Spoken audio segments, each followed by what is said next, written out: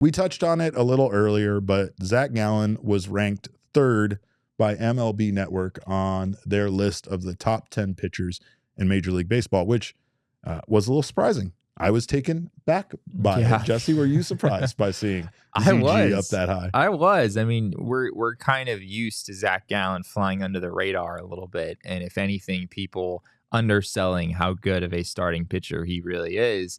And I don't necessarily think that third, is way too high or anything. I can see how they drew this conclusion, but it's certainly not like too low, right? I mean, it's you're not going to get us that's a pretty good spot for Zac Gallen to wind up in. You're not going to get the same energy as the Gabriel Moreno ranking yesterday that we discussed, but this was very surprising.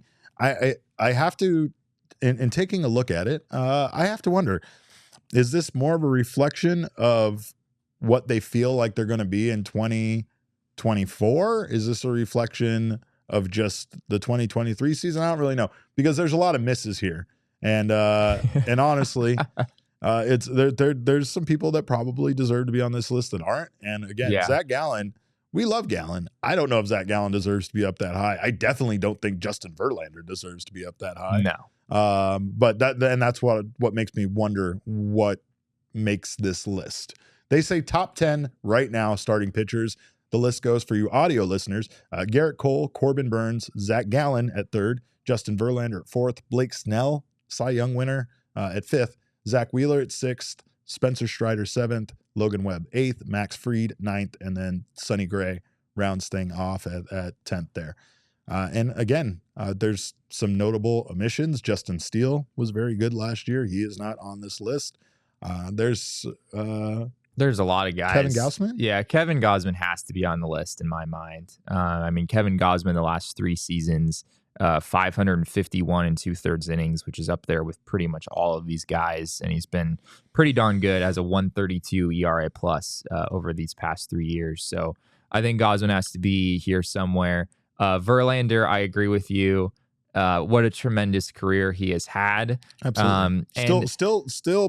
Still doing it at 40 years old. And still, at first glance, I was like, okay, it is outrageous for Justin Verlander to be number 4 on this list. And the more I looked at the numbers, I was like, okay, I still don't agree with it, but I can understand why they did it.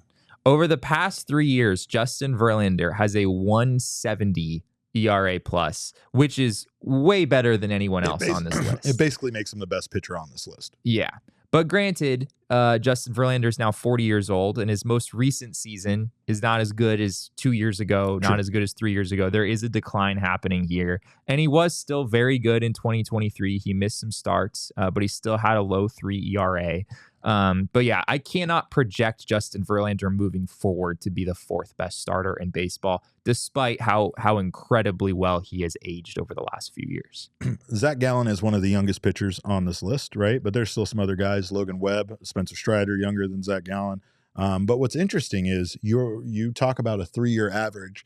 Gallen is arguably one of the worst pitchers on this list. If you pull a 3-year average. You get that dang 2021 season in there, and it kind of messes with all the numbers. Similar to Blake Snell. Blake Snell's 3-year average isn't great, but it's only because one season really kind of messes things up there for him, and then one season was phenomenal, But Gallen, again, I feel like this list, and Elise says this list has a lot of Scott Boras clients near the top with a little thinking emoji, and she's not wrong about that. That thought did cross my mind, yeah.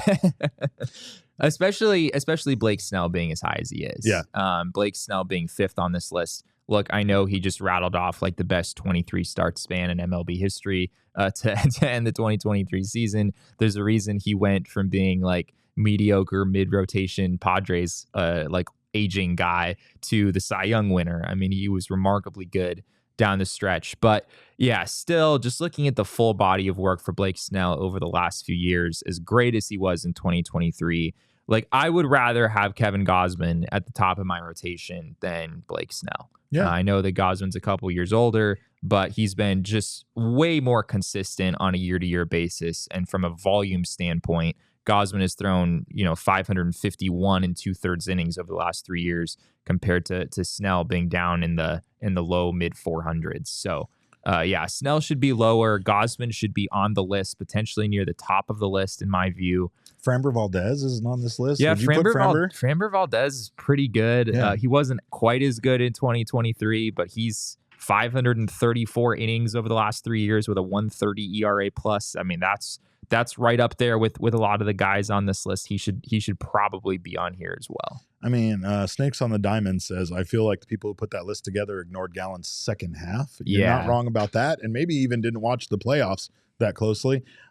Justin Steele, another notable omission. He's been very good over his last 2 seasons. Yeah. Kodai Senga was very good in his rookie season. Yeah, it's just 1 year. So maybe people are hesitant to like go too crazy with that. But what are we doing? Yeah. Like when we go crazy with these lists, we should go crazy with these lists. And I mean, again, in this case, we're almost advocating on the fact that you maybe went too high with Zac Gallen. But if you want to get people excited about lists like this and about Major League Baseball, maybe feature a guy that's a rookie that had a sensational rookie season that made him a candidate for Rookie of the Year. Even on a year where Corbin Carroll did the things he did, Kodai Senga was still, in the mix for that, right? You've also factor in, I don't know, like, yeah, I guess that's the case. And again, Justin Verlander pulling the last 3 year stats, that's, I mean, that it validates him being on this list. But at this point, do we really want to say that Justin Verlander is going to be one of the top 10 pitchers in 2024 when the season starts? And I don't think so. That's how I think you have to view it, is like going into 2024, like who do you want on your team based on recent performance? And yeah, Verlander is just not that guy. I think Sonny Gray, for as great as he was in 2023, I don't see Sonny. I don't think Sonny Gray would make this list for me. We mentioned a few guys who probably should be on this list. Like I would probably put both Gosman and Framber Valdez on here over Sonny Gray at this point. Same. Luis Castillo has a pretty, Castillo is just a solid number 1 starter year to year. He does pitch in a very pitcher-friendly environment, and so I think people might think that he's a little better than he is in some ways. But he's still very durable on a year-to-year basis and has been, tremendous ever since he joined the Seattle Mariners. But it's tough. It's like this year, right now in baseball, I feel like there are fewer like number 1 starting pitchers that have like no warts than there have been in the past. Yeah. Right. It's like Garrett Cole stands above everyone else on this list as someone who doesn't have any kind of, like, even Corbin Burns at number 2, he has steadily declined every year for the past 3 seasons. And then Zac Gallen with the second half that he had, and Verlander being 40, and Blake Snell leading the league in walks, and, Zach Wheeler being solid. But like, is he really the second best starter in baseball? Like, I could go through every starting pitcher who's on this list, or even some of the guys off this list, and point out like some flaws in their game or some signs of decline. Well, let me ask you this though. Is that a reflection of how baseball has changed as a game with time? Because that didn't really used to be the case when I watched it when I was a kid, right? Sure. That didn't used to be the case when you had guys like Greg Maddux out there, and when you had some of the elite pitchers in Major League Baseball during a certain period of time. It felt like those guys were untouchable. And yeah, now we're to a point where we're like, I don't know, I'd pay $100 million for a guy with a 3.25 ERA, right? Like, it's just not really the same as far as like how good the best pitchers in baseball are, and how the gap between the elite pitchers and then the good pitchers, right? I don't know. I feel like analytics has made offensive more potent and has made pitching a little bit more difficult because there's so much information available out there. And I feel like batters are understanding the game better now than they ever have. So it makes it harder for pitchers to achieve a level of being great and then staying there, because the players adapt to you. And then if you don't continue to adapt as a pitcher, you're not going to continue to be at the top of your game. Right. And I don't feel that was the case. I feel like back in the good old 80s and 90s, you could just have one pitch that you threw the shit out of, and like they just, it's coming. You still can't catch up to it. Now they know what angle it's coming, how many, what the revolutions per minute is, where it's going to break, how it's going to do this. I don't even sometimes looking at Randy Johnson striking people out with his slider, you're like, why did you swing at that? My God, it was like 3 feet low and almost hit your ankle, and you still saw it coming in at you as a pitch that was going to hit in the strike zone, and you swung at it. Like, that's wild. I don't know what explains that, because I don't feel like pitchers are deceiving batters in the same manner that they used to at one point. Yeah, that's interesting. Yeah, I haven't thought about that all that much, but I guess I imagine the data revolution across the game right now, and what you're saying about players, just hitters in particular, just having access to so much data about what is going to be coming at them. Yeah, maybe it does make it harder for starting pitchers to be consistent on a year-to-year basis. We do know for sure that the start, I guess, is, as Michael said in the chat, the 200-inning starter is going extinct in the next 5 years. Yep. That's a narrative that we do know for sure, is that starting pitchers are not throwing as many innings, right? And Major League Baseball is considering measures to try to prevent the extinction of, the 6-inning, 7-inning starting pitcher. That's something that they view as being good for the game. And you can certainly understand why. Like, starting pitching matchups are a really important part of baseball, and a big reason why people target like certain games is like, oh, I want to go to that game, or I want to watch that game for sure. So yeah, I hope for the betterment of the game, I hope that Major League Baseball is able to reverse that. Well, and I mean, like even though those two men never actually face off against each other, having those big starting pitcher marquee matchups are fun, right? And I mean, I don't know. I do think that the game is changing. I think that even when it comes to the success the Diamondbacks found this year with bullpen games and things like that, right? Like, a lot of that is because it's actually really hard to generate offense against the bullpen game. If the guys are on point, they're going out there doing their job for an inning, and then you have to figure out a whole other, batter the next, or another pitcher the next inning, right? But I mean, I don't know. There's still, like, again, Merrill Kelly.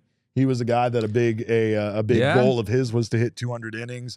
He was successful at doing that. Didn't do that last year due to some of the injuries, but Merrill Kelly might be considered potentially to be on this list. I mean, his last 2 seasons have been very good as well. So, I mean, Elise said it best. These kind of lists are so subjective that it's hard to really take it seriously. And that's what it comes down to. They're put on the tough. They're here for us to argue about. They're here for us to get mad about. Yeah, this is exactly what they wanted. Once again, just like the MLB Nerds thing yesterday. We played right into their hands. We're just playing right into their hands. And we're going to do it again with beer sales here in a minute. So. Yeah, right. One question I do have, which is something we really can't answer right now, but like, is Yamamoto on this list next year at this time? I could see a world in which he is. I wouldn't necessarily expect him to be, but yeah, I mean, given let's hope he's not. Can we hope he's not? Is that okay? Am I a hater? That is if I fair. say I hope he's not? That is very fair. That's what I want in my life. I want him to not. Am I going to bet against it? Probably not, because he's a very good pitcher. And like Jesse said, there is obviously something to be lost when you come over to Major League Baseball, when you have the incredible stats Yamamoto put up in Japan. But hopefully the loss is more significant. Hopefully we're seeing like a 4 ERA in his future and not being a part of any list like this.